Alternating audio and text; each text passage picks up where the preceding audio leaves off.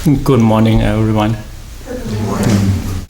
It's good to introduce you about Buddhist practice. My topic today is the Bodhisattva.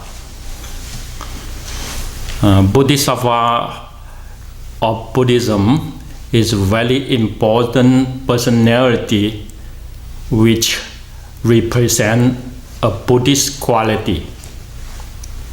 So I quote a Buddhist literature called Avatamsaka Sutra.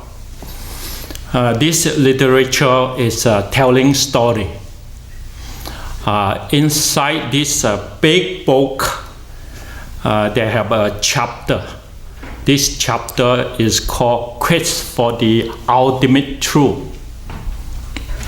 Talking about one boy or young man who have his pilgrim travel around from the center India, come to the South India, from one country to one country in his time. Looking for teacher, teach him the spiritual practice in order he can have that skillful means to improve his quality of life and ability of living skill. So here is something that the story start from. The first one come to the 53, the last one 53. All his pilgrimage travel to learn. He meet 53 teacher have different quality. So make him a great man. The first one, I call him Bodhisattva Manjusri. Manjusri is the name represent wisdom. The last one is called Samatha Pavarana. Samanta Pratara is the name of the last Bodhisattva who practiced his own 10 vows to take action. The translation I am not satisfied is because of talk about 10 vows, not mention about take action. So my new understanding in Chinese is action important than the vow. If you have vows, I want to be this and that, hope, but you don't take action, nothing come to the effect. Here, the first one talk about wisdom is this boy meet him, this Manjusri who represent the highest wisdom in Buddhism. For this teacher guide him for the journey to start. In 1988, when I was in a summer retreat, I isolate myself. That is the book called Panya Paramita Sutra. They say have 300 chapter or 800 chapter, but I just read mostly like 35 chapter I remember. It talk a lot about the so-called wisdom is so wide and deep into letting go of attachment. So wide and deep letting go of attachment, that is the wisdom. I read all the chapter, almost 35 chapter. It makes sense to me, but I don't know how to break through. Too much information and linked to too much phenomenon need to cut off from the contact, from the connection with my life to this world phenomenon. How I can make myself not burning them and get rid of the defilement and myself have liberation. That wisdom is not in my mind at that time. I just know this is very deep, but don't know how to act. This is what I know about the wisdom. And then when I come to the Chinese Buddhism from 1986 until 1989, before I been invited to New York in this country, 3 years of the period I become the not CEO but manager in a monastery. That is what we call that the project manager, who take care of the monasteries about everything. When I become the project manager in Triple Wisdom Hall, that is a monastery that training all the young monks and all the young students come to academic study. My teacher wishes every who stay in this monastery in the morning and in the night, you need to chanting, contemplating these 10 vows of Puxian Bodhisattva. Can you come to 10 vows? 普贤十大愿? Yeah. So you can see these 10 vows. Okay.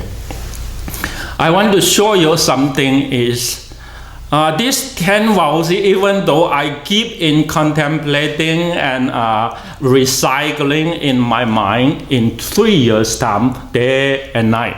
In the morning service, in the evening service, you need to do some repentance. You need to concentrate and sit meditation. And then after the meditation, you need to see how deep you can go to these 10 vows. Bring these 10 vows in the Buddhist world so you can get along with them easy and get your mind free for your self-benefit.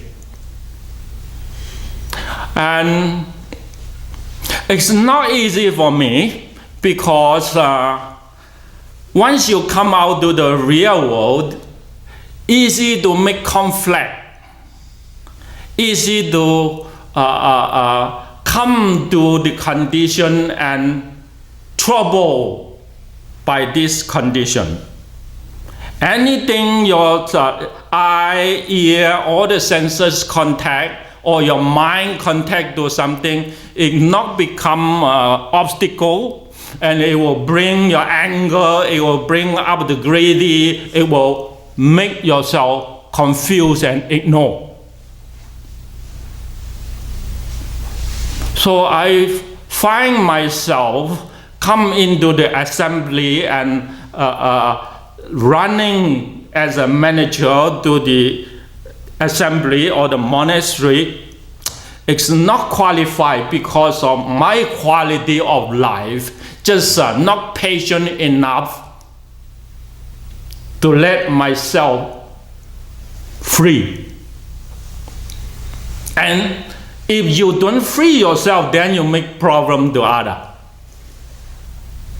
Or you make a connection, grabbing and clinging to things.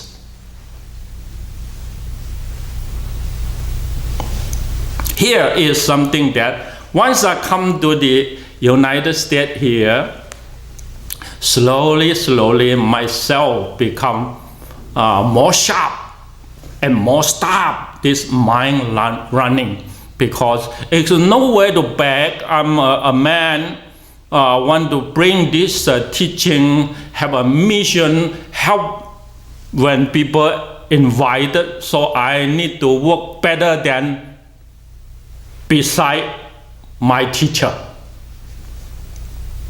So without any support, you are an independent man. You need to work better. So this is what I learned. I give you two Bodhisattva that in the journey we can start. The first one I don't mention, but we go to the second one.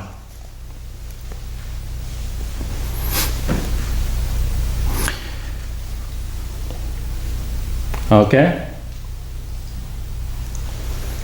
Yeah, here is something that the second man, when this young man in his pilgrim, his name is called Sudana Kumara, travel for his journey to learn the spiritual life and put into practice. So Sudana is his name. Kumara in the translation is a boy or a small child. The small child have a very important meaning. You see, once we grow up, slowly our boy nature already disappear, isn't it? We want to learn something, we want to learn. We want to see something, we want to see or hear, but we are not open-minded anymore. Once the children grow up, for his senses contact, any information just accept it, absorb it easy than a man, isn't it? So in the spiritual life, no matter who or who, you need to make your own mind open like a child. So open-minded is very important. It makes someone easy to be correct. So right now we are facing to the open world as one piece of planet. We stay together. If you are not open, then you will see all these conflicts of religion, quarreling, arguing, and sometimes come to fighting. It not make sense to your own benefit and other too.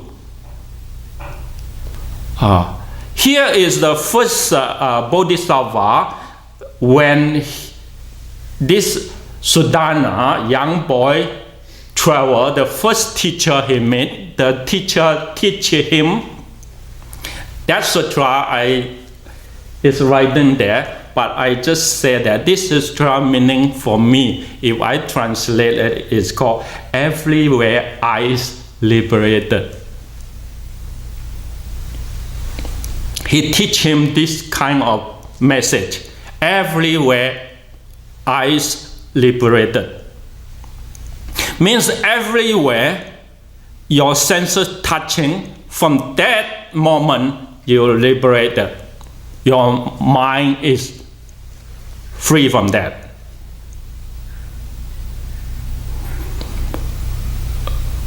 Mindfulness can be sharp to penetrate things from that.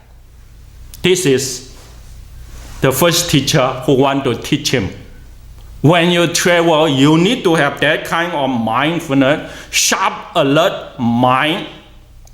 in order touching to all the information you can penetrate to it.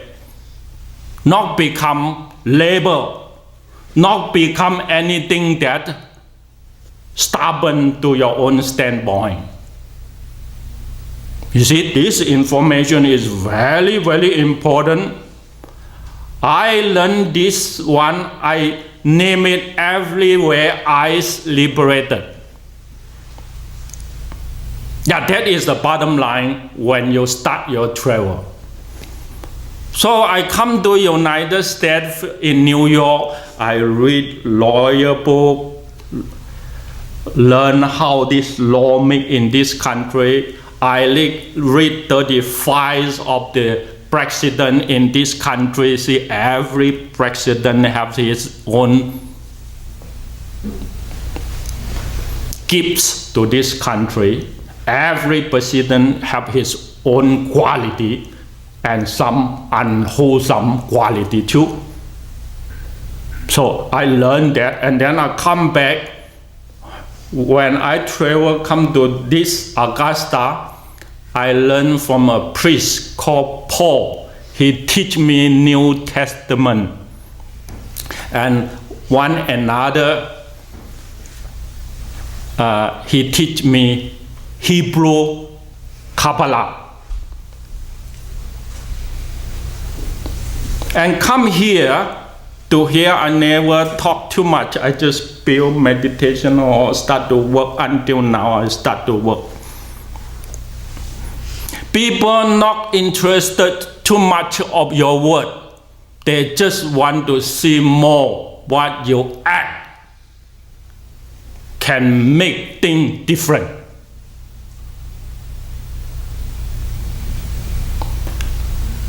So here is something deep understand in the message in Buddhism. I only mention one thing in the starting. They call Paticca Samuppada, or the 12 links of Nidana. In the sutra, they talk about this. Maybe for everyone, if you're interested, you just quote into this Paticca Samuppada. This is a Sanskrit word. They have a lot of information. Right now, the middling, the society, mainstream of the society who interested about Buddhist teaching, they have a lot of interested about this call. I just want to tell a little bit. This is a core teaching in Buddhism, talk about mental phenomenon, talk about mind-body condition, talk about how this existence can be formed, and how this condition is exist and ceasing. When something appear, when something gone, it have his natural law. Nidana is talking about this law. So when you see this law, you know that the nature of this law talking about form or mind, or other we so-called permanent thing, is under this law as not non-substantial. But the existing phenomenon itself is the interrelated. If I want to say an example, it means all the animal or plant that we see is interrelated with the human life. We take care each other as an existing. They talk about this law. So in the cause and effect can be found in this condition, in the condition of the being's phenomenon. Right now, what the human being in this world is not follow this law.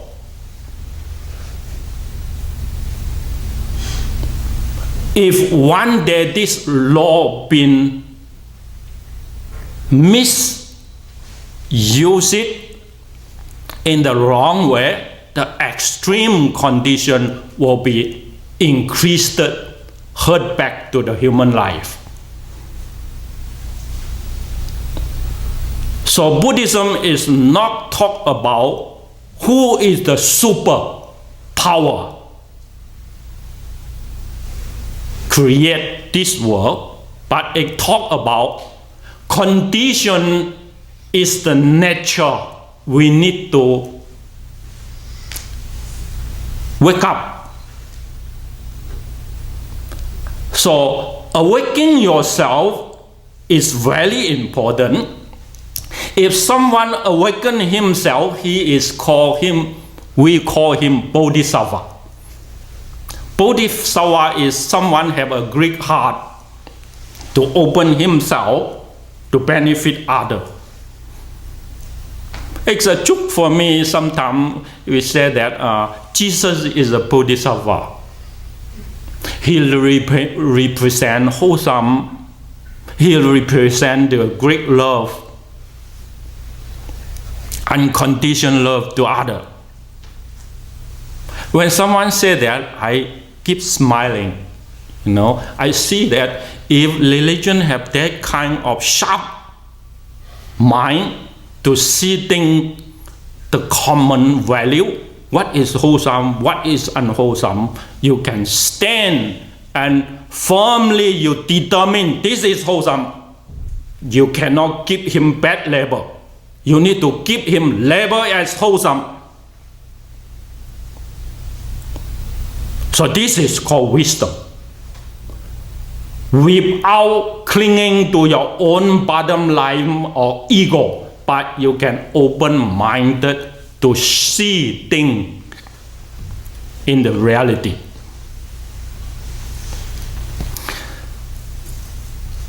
That is called break your own boundary.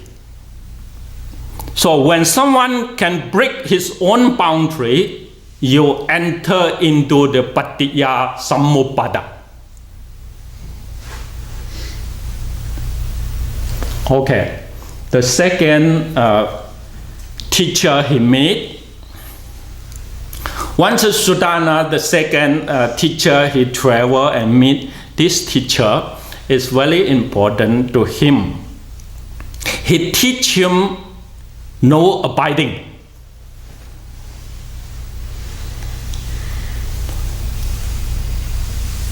If I want to say means no standpoint. The Chinese shoot, I didn't bring my shoot here.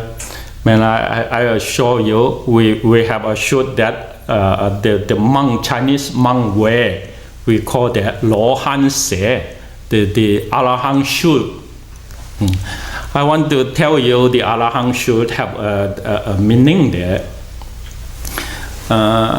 When Bodhisattva come from the west, when he back to the west, he only take one shoot back. The other shoots, I don't know where it go. Maybe live in China. This should have one meaning. This should is represent no abiding. It's not a shoot or the cowboy boat only. It is a represent who wear this shoot and start his journey to travel around to learn or to preaching. So with this shoot means you put on no abiding before you walk out. In Chinese we say 穿草鞋. Make sense? So if you wear a boot, means you wear in something, you label yourself, then you travel, then will be not good for your own freedom. If you wear no abiding shoes and travel, that means you make yourself very easy. Yeah, easy to learn, easy to be correct, and easy to, and make yourself free and happy. Enjoy your journey. Is it like that?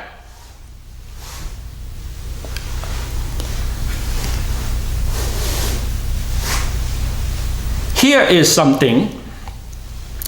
When he meet the second teacher, the teacher teach him. First start in viewpoint.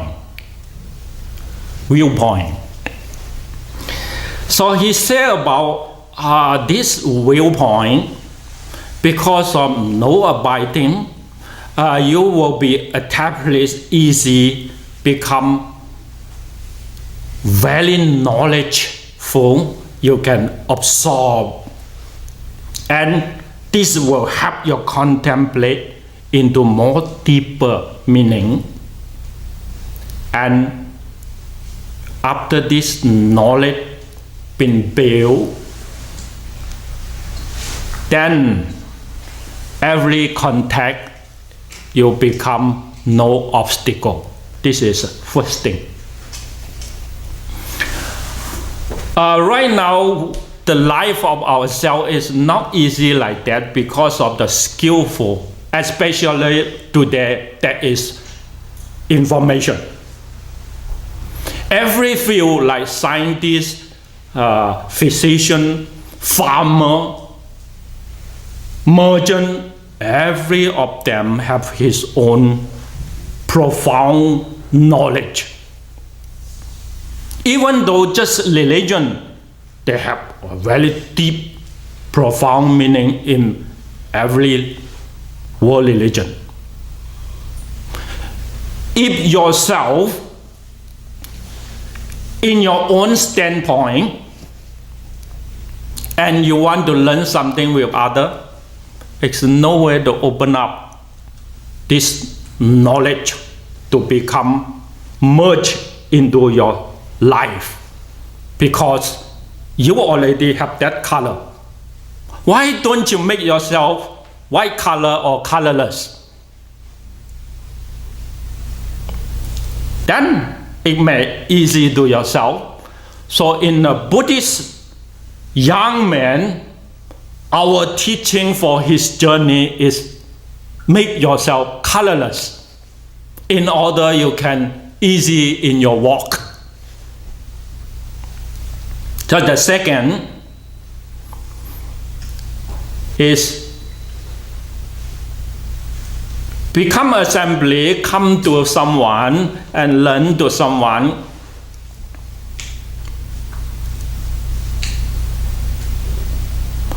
Can we easy to merge with them? It's not easy, isn't it? Word is very sensitive because of the attachment to human mind. Nothing sensitive, then you learn how to speak politely. You need to speak politely. Your mind need to be more pure than what you think. Is it? Mind quality is very important. If you don't purify your own mind, then you will learn all this perception and remember all this word and don't know how to use it properly. So here is something that when the Bodhisattva teach him, the second thing is, once you want to come to the assembly, you need to use the word politely. thinking about what have his quality, wholesome or unwholesome, good or evil. Try to discipline your mind by mindfulness. Otherwise, trouble will come to you. That one, the teacher want to tell him what is the mind state. So that is something that in his mind that we know that if you are a spiritual guy like Jesus don't have his mind state in the desire realm. He has his mind in the heaven realm. He have his mind connected to the God. And if he want to tell me, if I am a pilgrim, what the Buddha want to say, you need to have your mind connect to me, awakened one. Then your mind not going to have worldly concern or worldly clinging. At least that kind of attachment you need to get rid. All these, what we call the flame, repetition, or other senses of contact, that kind of what we call that sex desire, this and that kind of polluted lust information, you need to overcome in order that don't make you angry. Angry means emotion up and down. So a peaceful mindset need to transform, need to learn how to transform.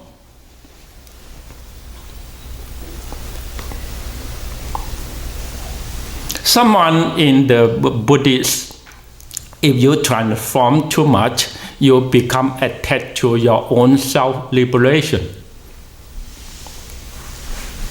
So here is the Sudana is a young man, just come to religion. He is a newcomer. So a teacher give him this information is bring his life, have a good basic before he come to the journey. This is what I want to say to you. Give the last conclusion. Bodhisattva in my word is called the enlightened one. You enlighten yourself means you wake up. You see something, make you wake up.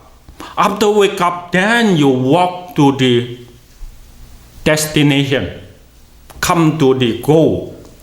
When that goal you can fulfill the walking, come to that goal is called awakening in Buddhism. So the enlightened one means he suddenly wake up himself. I wake up myself is because of the Chinese culture. I tell a true story in the Chinese culture.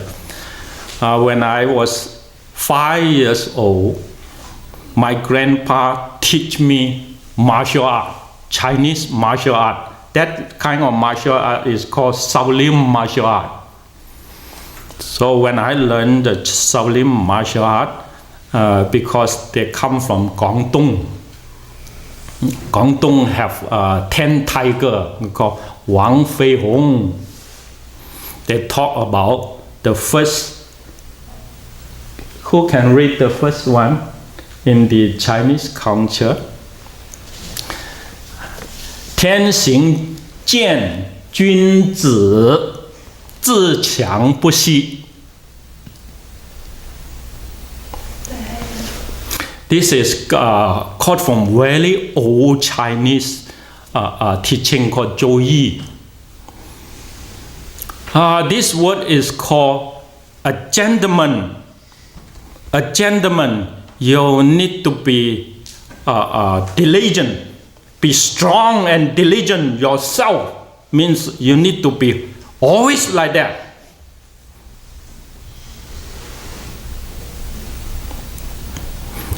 So when I was 5 years old, baby, they need to sleep a lot. They need to sleep a lot. So my grandpa, when it is 3 p.m. or 3 a.m. or 4 a.m. in the morning, he already wake me up because I need to train the martial art. Until 8 years old, I need to train martial art every morning from 3 to 4 a.m. Before 6:30, I eat my breakfast and go to school. So I don't have much sleep when I was a child. They train in this word. So this word is called 自强不息. Self-discipline becomes strong and put yourself in order. So I trained that with the Chinese culture without knowing. So when I wake up until I come to become a Buddhist monk, it's just easy to accept that.